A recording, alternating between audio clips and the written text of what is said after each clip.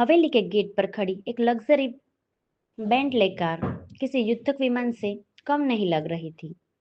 Mister Vikramaditya Raichura, Amrita के असली पिता, कार से बाहर निकलते हैं।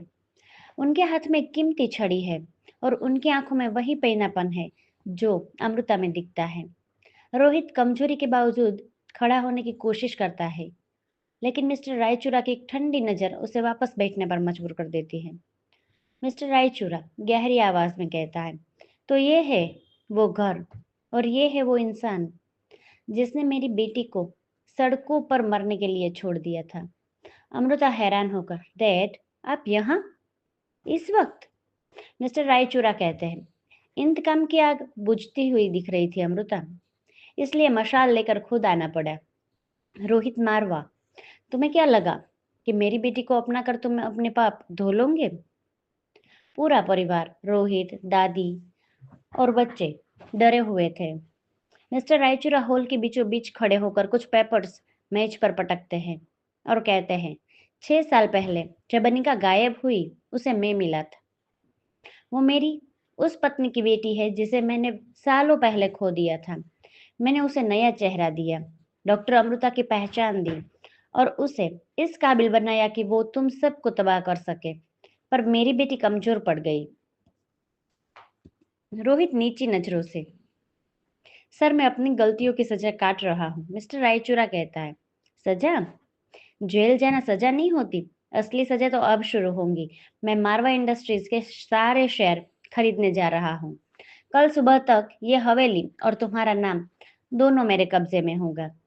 कामिनी को पुलिस ले जा रही है, पर वह अभी भी शांत नहीं है। वह आदित्य को इशारा करती है। उसे पता है कि मिस्टर रायचूरा की एंट्री का मतलब है अमृता अब और भी शक्तिशाली हो गई है। कामिनी फुसफुसाते हुए कहती है, आदित्य, अगर मिस्टर रायचूरा यहाँ है तो इसका मतलब है अमृता का कानूनी पक्ष बहुत मजबूत है। पर हमारे पास अभी भी वो पुराना मेडिकल रिपोर्ट है जिसमें लिखा है कि अनिका को 6 साल पहले जो दवाई दी गई थी उससे उसकी याददाश्त कभी भी जा सकती है। अगर हम साबित कर दें कि अमृता मानसिक रूप से अस्थिर है तो वसीयत रद्द हो जाएगी। कामिनी एक रहस्यमयी मुस्कान के साथ पुलिस की गाड़ी में बैठ जाती है। अमृता अकेले खड़ी आकाश को देख रही है। मिस्टर रायचूरा उसके पास आते हैं। अमृता कहते हैं, डैड, रोहित बदल चुका है। उसने मेरे लिए अपनी जान दांव पर लगाई। मिस्टर रायचूरा कहते हैं, भावनाओं में मत बहो अमृता। नफरत ने तुम्हें डॉक्टर बनाया, पर यह प्यार तुम्हें फिर से वही लाचार अनिका बना देगा। कल सुबह मैं तुम्हें और बच्चों को लंदन ले जा रहा हूँ। ये रिश्ता यहीं खत्म होगा। अमृता कहती है, और अगर मैं मना करूँ तो? मिस्टर रायचूरा कहता है, तो मुझे रोहित को बर्बाद करने के लिए किसी कानून की जरूरत नहीं पड़ेगी। रोहित अपने कमरे में बैठा अपनी और अनिका की पुरानी शादी की अंगूठी देख रहा है। उसे पता है कि वह रायचूरा साम्राज्य का मुकाबला नहीं कर सकता। तभी अमृता कमरे में आती है। अमृता कहती है, रोहित, डैड तुम्हें और इस घर को खत्म कर देंगे। तुम्हें यहाँ से भागना होगा, बच्चों को लेकर।